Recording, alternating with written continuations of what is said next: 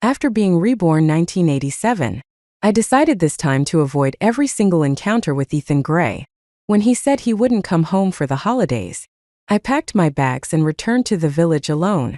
When he helped Olivia Lane rent a house next door, I moved out. When he decided to stay on as a lecturer at the university, I applied to a technical university in the Northwest. In my previous life, even when I was old, even our children urged me to divorce him, just so that, after I passed away, he and his so-called soulmate could be buried together. As I held the acceptance letter in my hand, I nearly cried. No one knew I had been reborn. At the last moment, I changed my college application to the Northwest Technical University. Even my teacher was surprised. "Didn't you say your fiancé was staying at the university? How will he wait for you if you go so far away for school?" When Ethan Gray's name came up, the image of his tall and confident figure as a young man appeared in my mind. Everyone thought I was reaching too high. Ethan was ambitious and good-looking, while I was only able to stand beside him because of our childhood betrothal. I smiled and confidently replied to my teacher, "Nowadays, people believe in free love. That childhood engagement of ours is just an outdated relic of feudal traditions." Perhaps the teacher didn't expect me to be so self-aware. She patted my shoulder, her gaze full of approval. Leaving the school, I followed the crowd, walking home. In my previous life, I didn't even go to college. Few days later, Ethan and I got married, and soon after, I had a child. My education ended there. Not long after staying at the university, Ethan moved to work elsewhere. From then on, we lived separate lives. His career soared, and wherever he went, Olivia Lane from the cultural troupe would follow with her daughter. Meanwhile, I was confined to my small corner of the world, caring for his aging parents, raising our children, and watching them grow more distant from me as they grew older. Step by step, they gravitated toward Ethan. I didn't even know my son eventually married Olivia's daughter until after the wedding had taken place. I only found out when an old friend showed me photos of the ceremony. In one picture, Ethan and Olivia stood beside the bride and groom, smiling tenderly as they offered tea. My son repeatedly urged me to divorce Ethan. "Mom, Dad has suffered his whole life. If it weren't for you, he'd have been with my mother-in-law long ago.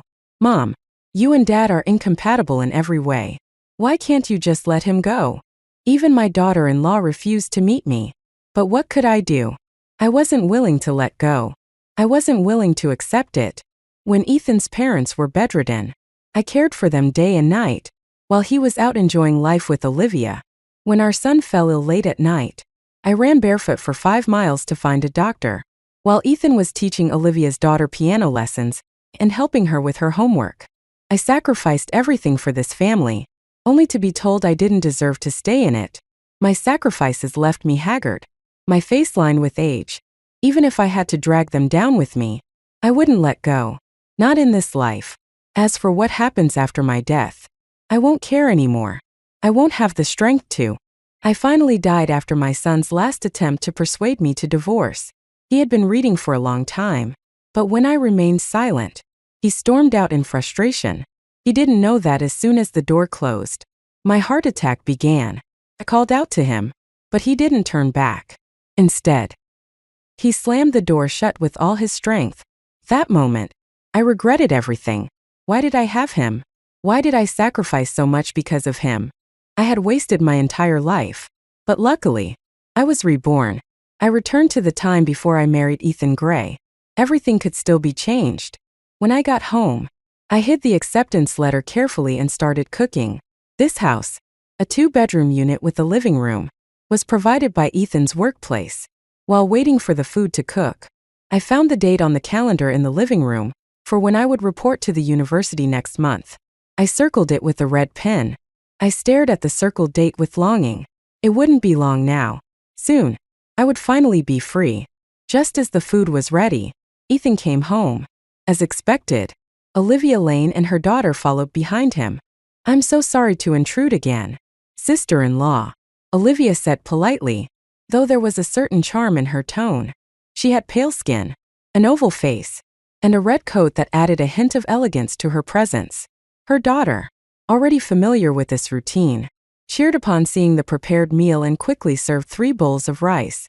One for herself, one for Ethan, and one for Olivia.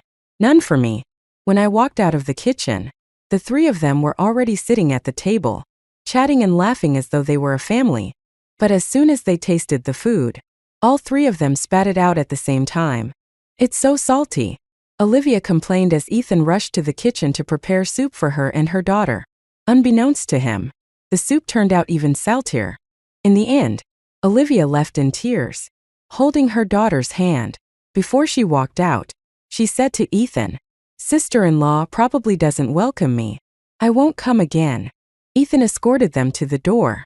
When he returned, he had a frown on his face. I ignored him and went back to the kitchen to make another dish. "You did that on purpose," Ethan said, seemingly confused. He then began explaining. "Her husband asked me to take care of them before he passed away. You're a good cook, and her daughter enjoys the food." When I remained silent, Ethan sighed and seemed to concede. "If you don't like it, I won't invite them over for meals anymore." The next day, after Ethan left, I took out a bundle and prepared to visit the village in a few days. Although we had a childhood betrothal, our families had exchanged tokens and birth charts. If I truly wanted to break off the engagement, it would need to be done in front of the village elders to avoid future complications. While packing, I came across the embroidered quilt covers and pillows I had secretly made over the years. After thinking for a moment, I stuffed them into a bag along with the new shoes I had made. I took the bundle to the pawn shop at the end of the street. The items I had spent years embroidering fetched me $30. Although it wasn't much, it was enough to cover some living expenses when I started university. Back home, I marked a big X on today's date on the calendar. Just 20 more days. In 20 days, I could leave this place and begin my new life. Ethan came home very late that evening. The dinner I had prepared was left untouched. "I already ate at school," Ethan said casually, as though offering an explanation. But the faint scent of white tea perfume lingering on him told me otherwise. He might have eaten, but it was undoubtedly with Olivia Lane and her daughter, knowing I would have cooked for him at home. He chose to eat with them outside before returning.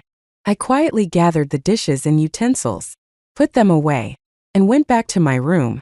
My room was still filled with my old high school books and exam papers. The small space couldn't hold everything, so many of the books had been moved to the living room. I tied up the books in my room with rope, planning to clear the ones in the living room the next day when Ethan went out. Since I was leaving, it didn't feel right for me to leave anything behind. As I was packing, I heard a knock at the door. I knew it was Ethan. He was always polite to me, never stepping into my room without my permission. "What is it?" I asked, not wanting him to see me packing. There was silence outside for a moment before he finally said, "I'm writing the marriage report. How about setting the wedding date for the 9th of next month?" The 9th of next month. That was the exact day we were married in my previous life. I glanced at the bundle I had just tied up and replied calmly, "Marriage is a big decision. I'll go back to the village tomorrow to discuss it." There was another long silence outside before I heard his footsteps retreating. I let out a breath and leaned against the headboard. In truth, with his current standing, Ethan didn't need to inform my family to submit a marriage report. After my parents passed away when I was young, his family took me in because of our childhood betrothal. To everyone else, I was already considered part of the Gray family. The report was just a formality. Ethan was good-looking, had a stable job, and treated me well. Anyone could see that my heart was already his. I owed the Gray family, but I had spent my previous life repaying that debt. I owed them nothing anymore. In this life, I would choose my own path, a path without Ethan Gray. The next morning, I was surprised to find that Ethan had made breakfast, fried eggs and ate treasure porridge, my favorites. In the 3 years I'd been living here, he had rarely done such things. I sat down quietly. The only sounds at the table were the occasional clinking of the spoon against the bowl. "I'll take some time off and go back with you," Ethan suddenly said, breaking the silence. Startled, I instinctively shook my head. "I can drive you. It's not safe for you to travel alone," he added, frowning slightly as he looked at me. I was about to find an excuse to refuse when a little girl ran in from outside. "Godfather," she exclaimed, her hair tied up in two pink butterfly ribbons as she threw herself into Ethan's arms. "Nina, why are you here? Where's your mom?" Ethan asked, glancing toward the door instinctively. Nina carefully lifted her head from Ethan's embrace and glanced at me timidly. "Mom said Auntie doesn't like her, so she didn't dare come." I quietly watched this little girl. In my previous life, she had become my daughter-in-law after marrying my son, but I had never met her in person. At just 3 years old, she already looked like a budding beauty. Even though she was 4 years older than my son still treated Olivia Lane and her daughter as if they were goddesses. Naturally, Ethan Gray quickly followed after Nina, saying that Olivia seemed unwell. Without leaving me a single word, he grabbed the child and hurried out the door. I sneered. Well, this worked out perfectly. I didn't need to come up with an excuse to travel back to the village alone anymore. Taking a pen, I stood in front of the calendar again and marked a big red X over today's date. 19 days left. I quickly finished packing the books in my room and brought out all my notes, textbooks, and exam papers from the living room. After bundling everything together, I sold it all and walked away with $13 in hand, ready to return to the village. Today's trip back was to formally break off my engagement with Ethan Gray. The Grays had treated me well, but convincing them to end the engagement wouldn't be too difficult. All I had to do was tell them that Ethan was on the verge of great success, and I wasn't a suitable match for him anymore. The village courtyard was quiet and somber. A small bonfire burned in the yard, with mosquitoes buzzing around the flames. I sat by the mud wall, pressing down tobacco leaves with a wooden board and slicing them finely with a hatchet. Ethan's parents sat silently on the doorstep. After a long pause, they sighed deeply and began trying to persuade me. "Emily," his father began, "even if there's someone else in his life, you and he have an engagement. If he dares not to marry you, I'll deal with him myself. Your parents entrusted you to us before they passed away. How could we let you suffer?" I didn't respond, remaining quiet as they spoke. When they realized I wouldn't budge, they exchanged a helpless glance. Finally, they said, "Why are you so stubborn?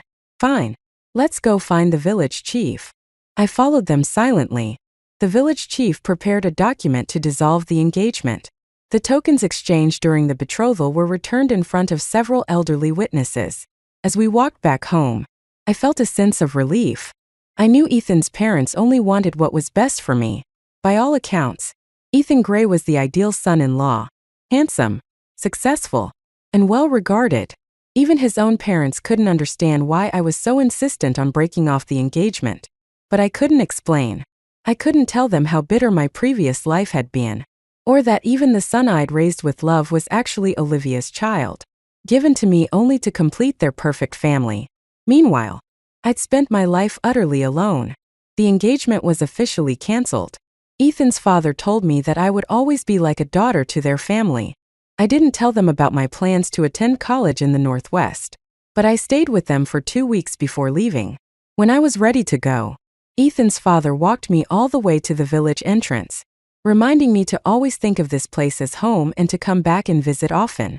At the bus station in town, I discovered they had secretly given me $200. Tears streamed down my face. When I returned home, the first thing I did was mark 15 more red X's on the calendar. 4 days left. Just 4 days until I could leave. I was carrying my luggage to my room when I heard the door open. Ethan had just come home from work, with Olivia and Nina following closely behind. "You're back," Ethan said, looking surprised to see me. Olivia gave me a polite nod, then, as if it were the most natural thing in the world, turned and walked into my room. I hadn't even noticed her intention before she shut the door behind her. She had taken the liberty to move my belongings, scattering them around the living room. I turned to Ethan, who hesitated before explaining.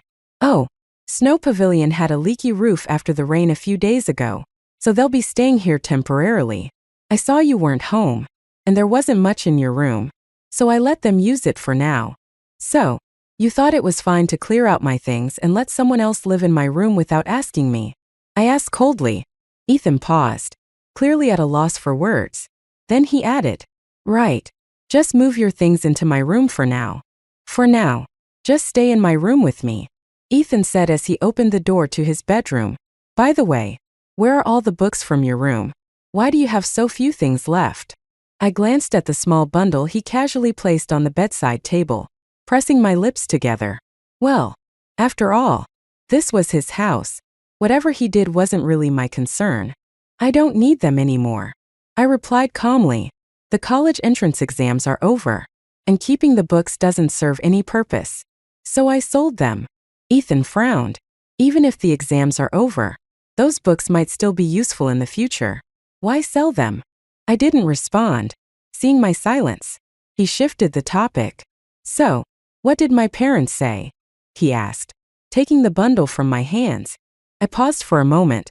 I consulted someone, and they said the date isn't ideal. We'll have to pick another time. I replied. This was the excuse I had agreed on with his parents to delay the engagement. By the time I left, I planned to explain everything to him. Ethan didn't seem suspicious at all and simply nodded. I guess we'll have to find another date, he murmured, before heading out. He mentioned he was going to make dinner and told me to rest after my long trip. When I glanced at the desk by the window, I noticed the marriage report he had filled out. Only the section for the date remained blank. I stared at it for a moment, then looked away. As I was about to go help him, I overheard the faint sound of conversation outside. His low voice, her soft and coquettish tone, and the playful chatter of a child. I sat back down quietly. In truth, since our engagement had been officially dissolved, it was no longer appropriate for me to stay here, let alone share a room with him. But with only 4 days left before my departure, it wasn't practical to try and rent a place elsewhere. I decided that after dinner, I would sleep on the floor in the living room. Having spent the entire day traveling, I had intended to go to bed early, but Olivia, full of energy, began practicing dance routines in the living room, dressed in a flowing white dress.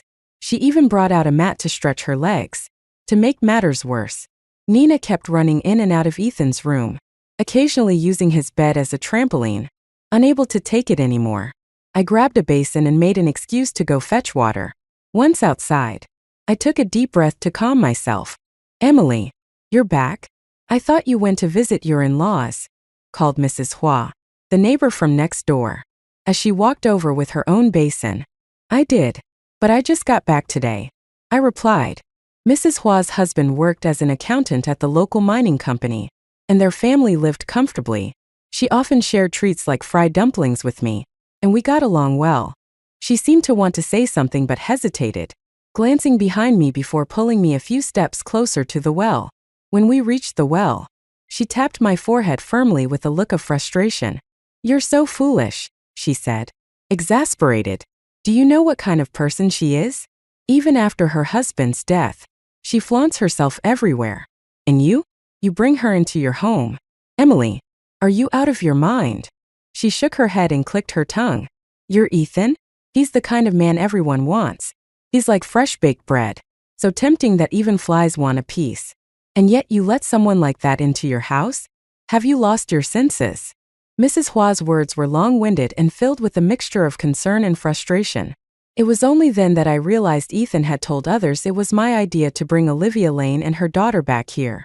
He claimed that I felt sorry for them, widowed and alone, and suggested he bring them to stay at our home after their house had been damaged. I laughed mockingly. Ethan was clearly just trying to avoid public criticism and used me as a shield. But since I was leaving soon, I didn't want to get into an argument about it now. I simply smiled and said nothing. On my way back, Mrs. Hua repeatedly urged me to kick such troublemakers out of the house as soon as possible, worried that I might feel too embarrassed. She even offered to help if needed. I knew she partly wanted to watch the drama unfold, but her intentions weren't entirely bad. When I returned home, the living room was empty.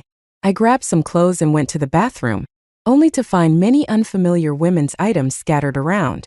My own toiletries, including my jar of scented soap and towels, had been stuffed into a corner basin next to the trash can. In their place were 2 towels, one large and one small, as well as shampoo, hairbands, and other items. Oh, sister-in-law, Nina needs to use the bathroom.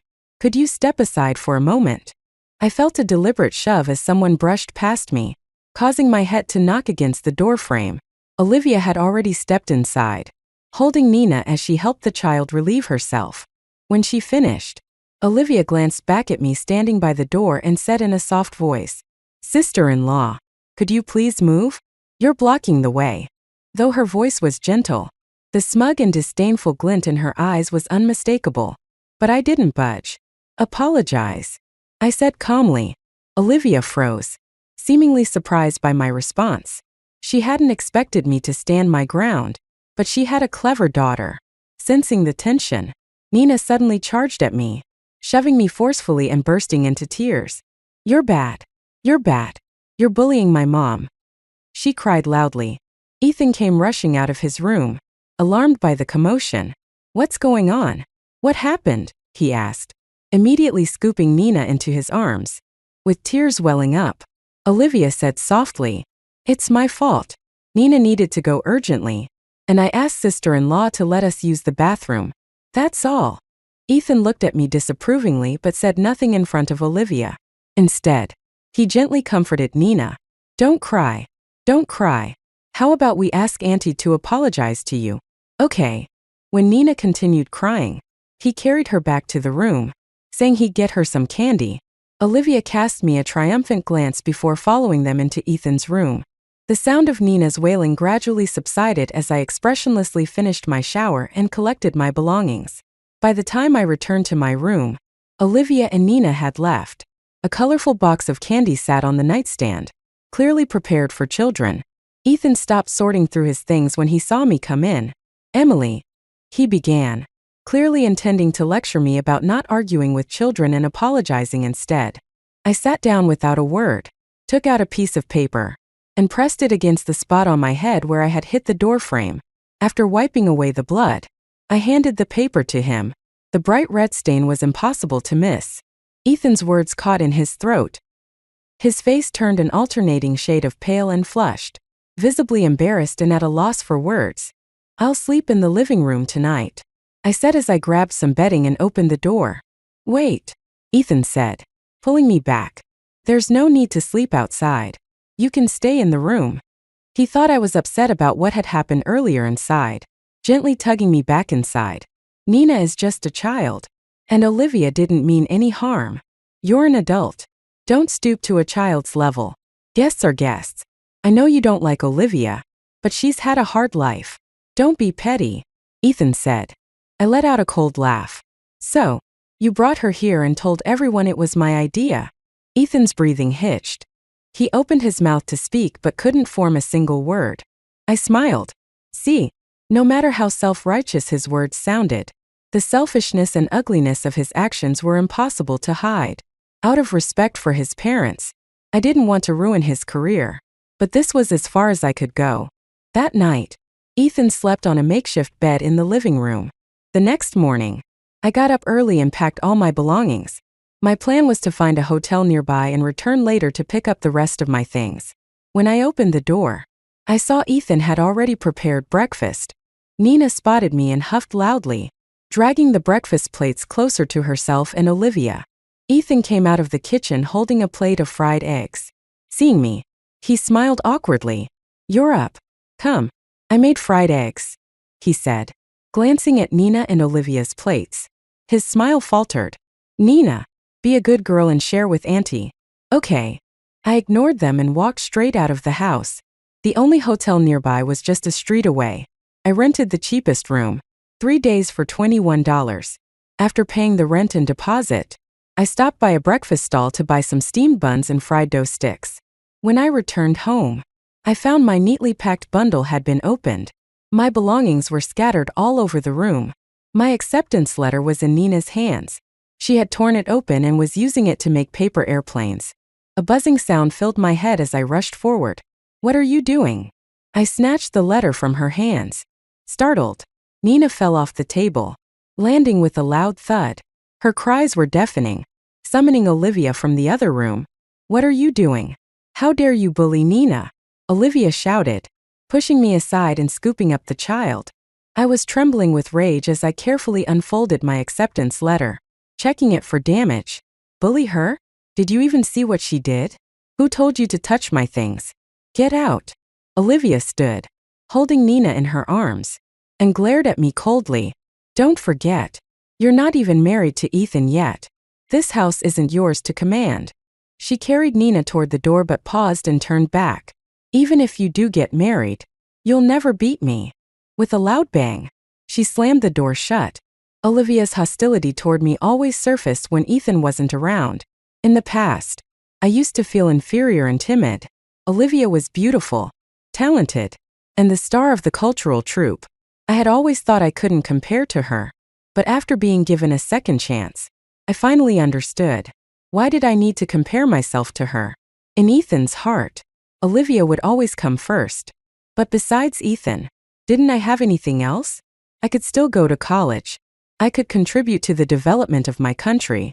I could leave, broaden my horizons, and gain new experiences. Staying trapped in this mire would only hold me back.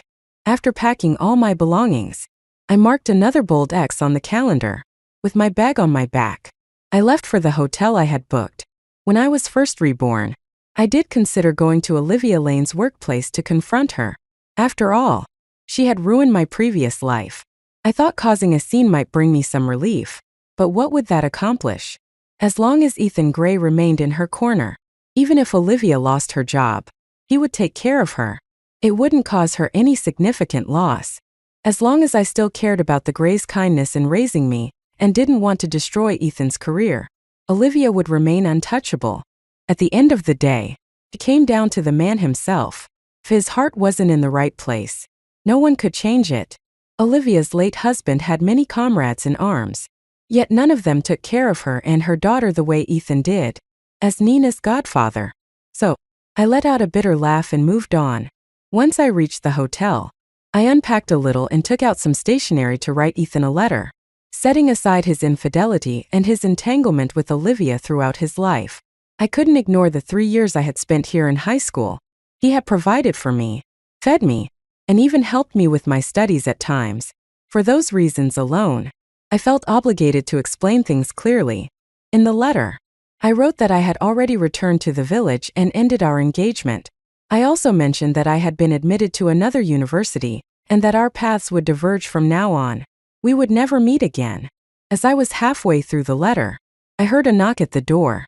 Thinking it was the hotel staff, I opened it, only to find Ethan standing outside. He looked exhausted, as if he had been running around all day. When he saw me, he let out a deep breath. Finally, I found you. I'm so relieved you're okay, he said. I stood silently, expecting him to start lecturing me. Instead, he said, "All right, don't be mad anymore. Come back home with me." He stepped inside uninvited and began gathering my belongings. I quickly covered the half-written letter with a book, but his gaze fell on a silver bracelet in my bag. "Why is this bracelet here?" he asked, his expression shifting as he picked it up. I froze, annoyed at myself for not putting it away earlier. That afternoon, when Nina was rummaging through my things, a bell had fallen off, and I'd fixed it. The bracelet was one of the tokens from our childhood betrothal. I had taken it back last time when I visited the village. Ethan's expression turned strange as he examined it. "This bracelet, shouldn't it be with my mom?" he asked. I scrambled to think of an explanation, but before I could respond, he chuckled. "I get it. My mom must have sent it with you to give to me," he said, placing the bracelet back into my bag. "Just keep it for now," he continued.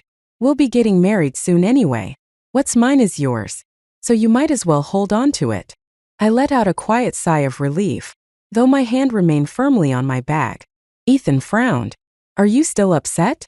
Nina was wrong, but she's just a child. Stop making such a big deal out of it. Do you know how worried Olivia was when you ran off? She went out alone at night to look for you and scraped her knee so badly that she's still lying at home. I just don't get it. Nina has always been such a good child, but whenever you're around, you two always seem to clash," Ethan said, clearly agitated. I stared at him calmly, saying nothing, and he hesitated. His mouth opened as if to continue, but no words came out. I suddenly laughed. "Do you know what happened this afternoon? Your precious daughter went through my belongings. I told her to stop, but Olivia said I had no right to tell her that. She even told me that even if I married you, I could never compete with her. I watched as his expression darkened bit by bit. What do you mean? My daughter? Nina is my goddaughter, he said defensively. Ignoring him, I continued. You keep using the excuse of taking care of your late comrade's wife to justify being close to her. But if your comrade knew this was how you were taking care of his wife, do you think he'd rest easy in his grave? My mocking smile and sharp words shattered Ethan's self-delusions. His face turned pale, and he wavered as if he might collapse. After a long pause, he finally managed to say, If you're not coming back with me, then stay here and reflect on your behavior. I'll come back for you in a few days. With that, he turned and left, his retreat almost a stumble. I watched him go, listening to his unsteady footsteps fade into the distance. Then, with an expressionless face, I closed the door behind him. How laughable. To him, the mere fact that he was willing to file a marriage report and marry me was supposed to be a grand gesture, something I should be eternally grateful for. The next day, I went to see my teacher to collect my train ticket. She had pulled some strings to secure a reserved seat for me, worried I might not be able to get one on my own. She even arranged for some acquaintances in the Northwest to look out for me once I got there. I had lunch with her and spent the afternoon buying some local specialties to bring as gifts for my future college roommates. On my last night in town, I went to bed early. I thought I would have trouble sleeping, overwhelmed by thoughts of regret or anxiety. But to my surprise, I fell asleep almost immediately. The next morning, I handed the letter I had written to the hotel receptionist before checking out. Then, dragging my luggage behind me, I headed to the train station. The 2-day train journey was bumpy, and I could only sleep fitfully. When I finally arrived at the university, I let out a long breath of relief. After completing the enrollment process, I focused entirely on adjusting to my new life. The academic schedule was rigorous, leaving me little time for anything else. I had missed the chance to attend college in my previous life, so I cherished this opportunity deeply. Aside from eating and sleeping, every moment was spent in class or the library. I received Ethan's first letter 3 months after the semester began. By then, I was not surprised that he had found me. A month earlier, my teacher had written to tell me that Ethan had visited her and learned that I was now in the Northwest. In his letter, Ethan said he did not agree to the engagement being annulled. He wrote that, in his heart, I was always his wife. He also claimed that there was nothing between him and Olivia, adding that he knew I disliked her and had already sent her away. He promised he would never see her again. He wrote that he was waiting for me to return. Enclosed with the letter was $100. I kept the letter but didn't respond, nor did I touch the money. University life was demanding. The coursework was heavy, and although I was among the top students and had received a scholarship, my monthly living expenses still felt overwhelming. I considered finding a part-time job to help ease the burden. When my teacher learned of my plan, she scolded me and began sending me $50 every month. In her letter, she explicitly stated that the money was a loan. At the end of the letter, she added a rare playful note. Don't worry, your teacher's husband knows about this and fully supports it. For some reason, tears suddenly streamed down my face. In my previous life, no matter how difficult things became, through anger, hatred, and regret, I never cried. This time, I was determined to be the same. Yet at that moment, the tears flowed freely. I cried my heart out, even startling my roommates, who rushed to comfort me. After that cathartic moment, I worked even harder. Ethan's letters arrived like clockwork, one every month, always accompanied by $100. In the last month of the semester, he wrote that he knew I wouldn't want to return, but he asked me to wait for him. He would come to spend the new year with me. But Ethan never came, and the letters stopped altogether. Later, I learned from my teacher that Ethan had married Olivia Lane. In her letter, my teacher explained the situation. The news had caused a scandal. Ethan had initially applied for a transfer to be near me, but someone reported him for inappropriate relationships. Probably the mistress, she guessed, afraid the scumbag would actually leave her to chase after you now that you were gone. Since I had already left, the authorities couldn't find anyone to confirm the claims. The matter was quietly resolved, but Olivia lost her job because of it. Left with no other options, Ethan married her. My teacher concluded the letter with a heartfelt comment. At this moment, I feel incredibly fortunate for you. You're one of the lucky ones. I knew she was right. I was fortunate to have been reborn. Fortunate to have avoided the quagmire of my past life. The next time I received a letter from Ethan was a year later. The first sentence was, "I'm sorry." He went on to explain that the person who had reported him was, in fact, Olivia herself. When she learned about his transfer application, she begged him to stay, but he refused. In desperation, she took a gamble and succeeded. By orchestrating the scandal, she ensured that he would marry her. Ethan's letter also mentioned that he had finally understood what the dates circled on the calendar in the living room had meant. He had always thought they marked my anticipation of our wedding. I smiled, then burned all of his letters. As for the money he had sent, I forwarded all of it to my teacher, asking her to distribute it as she saw fit. 2 years later, before I graduated, I joined the country's Project 201 initiative. I dedicated my life to serving my nation, leaving behind all thoughts of return. Ethan, I shut myself away for 3 whole days. I knew I was truly at fault. I was wrong for letting my heart waver as I waited for Emily to grow up. Each time I helped Olivia Lane, my feelings seemed to drift further away from where they should have been. Olivia's kindness and understanding, Nina's cheerful and lovable nature, they blinded me to the fact that I already had a fiancé. I ended up doing things that made me feel ashamed of myself. After 3 days of reflection, I realized one thing with absolute clarity. I couldn't live without Emily. I went to the hotel where she had been staying, but it was too late. She was gone. She had left me behind. I asked everyone I could, but no one knew where she had gone. It wasn't until I spoke with her teacher that I learned she had gone to the Northwest. My world crumbled. I thought of the silver bracelet I had seen in her bag, the one that shouldn't have been there, and rushed back home. But when I arrived, I was told that she had already annulled our engagement.